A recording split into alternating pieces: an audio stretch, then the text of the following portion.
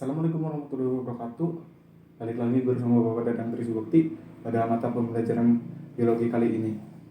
Nah, alangkah baiknya sebelum memulai pelajaran kita berdoa terlebih dahulu.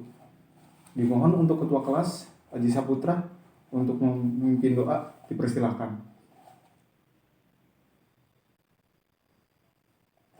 Oh iya, bagaimana kabarnya anak-anak kelas 11 IPA 1? Alhamdulillah kalau baik. Nah, sebelum kita memulai pelajaran kali ini, Bapak mau absen dulu nih. Dimulai dari Aji Saputra, Zulkifli. Oh iya, ada yang tahu tidak? Zulkifli tidak masuk kenapa? Oh, sakit. Ada suratnya tidak? Oh, dititipkan ke kamu ya, Aji Saputra. Oke, kita mulai saja ya pada mata pelajaran kali ini. Silakan keluarkan buku catatan kalian dan alat tulis kalian.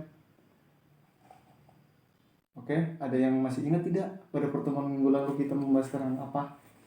Oh, ya benar Susan. Benar sekali.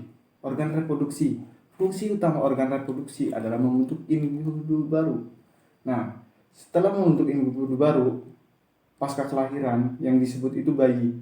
Bayi memerlukan makanan, yaitu ASI. Nah, pada proses pertemuan kali ini kita membahas tentang ASI. Dan tahukah kalian angka kelahiran di Indonesia tuh tinggi? Kenapa?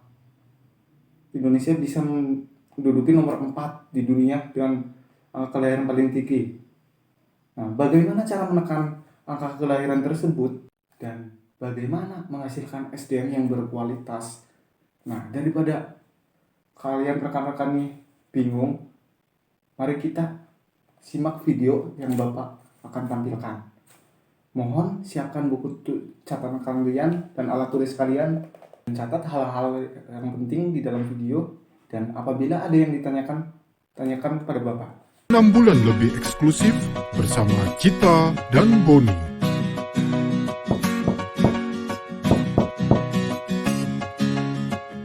Iya, sebentar. Wah, Tante Dama dan Lili. Apa kabar? Ayo masuk. Baik, Cita. Ini ada oleh-oleh dari Bandung. Ibu sedang kemana? Terima kasih, Tante. Ibu sedang ke pasar. Oh, kamu sedang apa? Aku mau makan siang, Tante. Ayo gabung makan siang. Lili ikutan juga ya. Lili kan belum bisa makan, Cita. Kalau begitu, selama ini Lili makan apa? Masa dia nggak makan sama sekali sih? Oh, dia sampai umur 6 bulan hanya boleh minum ASI saja. ASI. ASI itu air susu ibu. Oh. Cita pasti juga mendapatkan ASI. Memangnya tidak apa-apa ya kalau bayi cuma dikasih minum saja? ASI itu sudah melengkapi seluruh kebutuhan konsumsi gizi bayi. Sama seperti Cita makan sayur dan buah. ASI adalah sayur dan buah untuk bayi. Memangnya apa manfaat ASI buat Lili, Tante? ASI berguna untuk pertumbuhan dan perkembangan fisik serta kecerdasan. Wah. Ditambah mengandung zat kekebalan untuk mencegah Lili dari berbagai penyakit seperti diare, batuk pilek, radang tenggorokan, dan gangguan pernafasan pada bayi. Tapi bagaimana cara memberikan ASI di saat Tante bekerja? Sebelum berangkat kerja, Tante berikan ASI langsung kepada Lili. Oh gitu. Selama Tante bekerja, Lili tetap bisa minum ASI yang sudah Tante tampung untuk makan siangnya.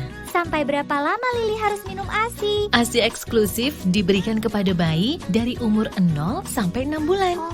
Setelah itu, bayi baru bisa makan bubur atau sereal. Nanti kalau Lili sudah bisa makan, Tante Dama main kesini lagi ya, biar aku dan Lili bisa makan siang bersama. Iya. Ih, kamu anak yang pintar. Pasti dulunya bayi eksklusif deh. Iya dong. Berikan bayi ASI eksklusif selama 6 bulan. Dengan begitu, bayi senang, ibu tenang.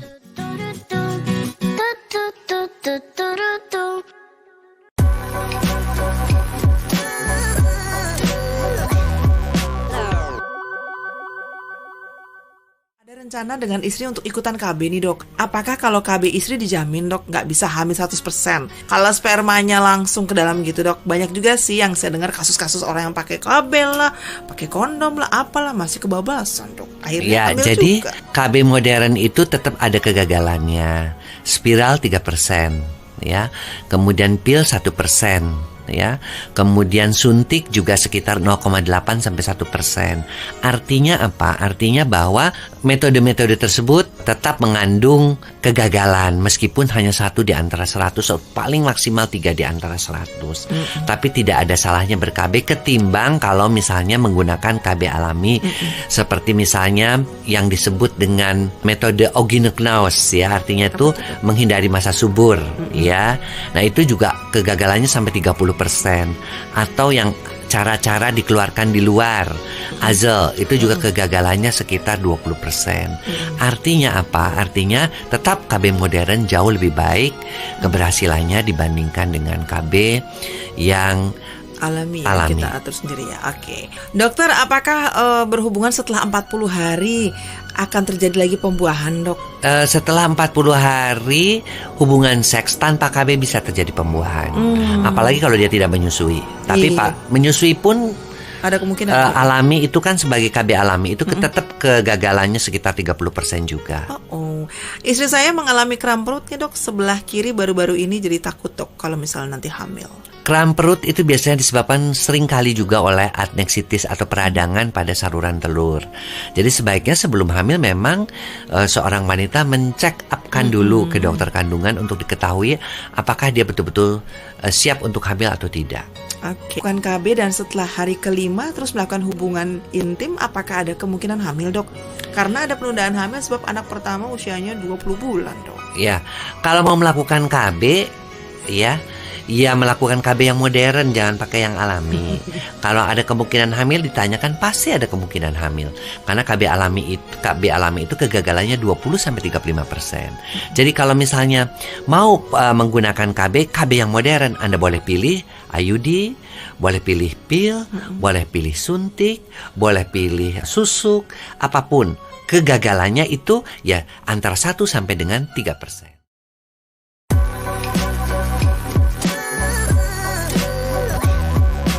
Dari video yang Bapak tampilkan, apakah ada yang ingin ditanyakan? Ya, Firman, Hubungan ASI eksklusif terhadap kualitas apakah ada lagi? Ya, Rizky, jenis alat kontrasepsi ada apa aja, Pak? satu pertanyaan lagi. Oh ya, Jujun. Bagaimana cara mencegah kehamilan pada program KB? Oke, Bapak ulangi lagi ya pertanyaan dari kalian. Rizky menanyakan jenis alat kontrasepsi ada apa aja. Firman menanyakan tentang hubungan ASI eksklusif terhadap kualitas SDN. Dan saudara Jujun menanyakan tentang bagaimana cara mencegah kehamilan pada program KB. Untuk menjawab semua pertanyaan dari kalian, Bapak sudah menyiapkan LKPD nih. Buat kelompok dengan 5 orang anggota. Dan perwakilan mengambil LKPD di meja Bapak ya. Nanti kalian baca dulu ya dasar teori pada LKPD tersebut. Nah, ikuti langkah-langkah yang tertera pada LKPD tersebut. Jika kalian mengalami suatu kendala atau ada yang kurang paham, maka tanyakan pada Bapak. Silakan mengerjakan. Ya, sampai saat ini, apakah ada yang kesulitan dalam mengerjakan LKPD? Ya, gimana kelompok 2? Soal nomor Oh iya, soal nomor 4 ya. Yang dimaksud itu adalah metode alami tanpa obat atau KB. Alat-alat kontrasepsi. Gimana? Apakah sudah paham? Baik, jika sudah paham, silakan dilanjutkan. Baik, Bapak rasa waktunya sudah cukup. Silakan kelompok siapa yang mau maju. Ya, kelompok 2 silakan. Ya, sudah selesai, beri tepuk tangan untuk kelompok 2. Tadi sudah benar ya kelompok 2 menjelaskan rumusan masalahnya. Mengapa pada orang yang melakukan KB, baik menggunakan alat KB atau ASI eksklusif, tapi masih ada yang tidak berhasil. Terus hipotesisnya tingkat keberhasilannya rendah. Tapi tidak semua alat kontrasepsi tingkat keberhasilannya rendah, tergantung keterbaruannya. Lalu kelompok 4, perumusan masalahnya tentang ASI. ASI dan KB. Setelah terjadi kelahiran, bayi membutuhkan makanan yang kaya akan nutrisi. Sejak lahir sampai usia 6 bulan, ASI merupakan sumber utama nutrisi bagi bayi. ASI sangat baik untuk memenuhi gizi bayi dan melindungi bayi dari serangan berbagai penyakit. Zat-zat gizi pada ASI merupakan zat gizi yang kaya akan sari-sari makanan yang akan membantu pertumbuhan sel-sel otak dan perkembangan sel saraf. Namun, terdapat suatu kondisi yang menyebabkan ibu tidak dapat menyusui, antara lain hambatan psikis disebabkan kurangnya dukungan dari suami atau keluarga sehingga ibu merasa tidak nyaman. Selain itu, ibu mengalami depresi pasca kelahiran. Dan hambatan fisik disebabkan karena beberapa hal, antara lain kesehatan ibu tidak memungkinkan untuk menyusui, atau karena ibu konsumsi obat-obatan tertentu sehingga tidak diperbolehkan memberikan ASI kepada bayi. Berikut ini beberapa keunggulan ASI dibandingkan susu formula. ASI tidak memerlukan biaya yang besar, sehat, mudah memberikannya. Mengandung zat meningkatkan daya tahan anak terhadap penyakit. Mengandung cukup banyak makanan yang diperlukan oleh bayi. Menjalin kasih sayang ibu terhadap anak. Menyusui, mempercepat ibu menjadi langsing kembali. KB merupakan program inovatif pemerintah guna mengendalikan pertumbuhan jumlah penduduk. Memiliki konsep merencanakan jumlah anak dan memperjarak kehamilan. Nah, program KB dapat dilakukan dengan menggunakan alat buatan atau secara alami. Dan program KB dapat dibayarkan menjadi dua cara, yaitu permanen dan non-permanen. Kontrasepsi permanen seperti ada gambar dalam PPT di atas, yaitu permanen ada vasektomi dan tubektomi. Vasektomi adalah pemotongan fasa diferensia yang kemudian tiap ujungnya dipotong dan diikat.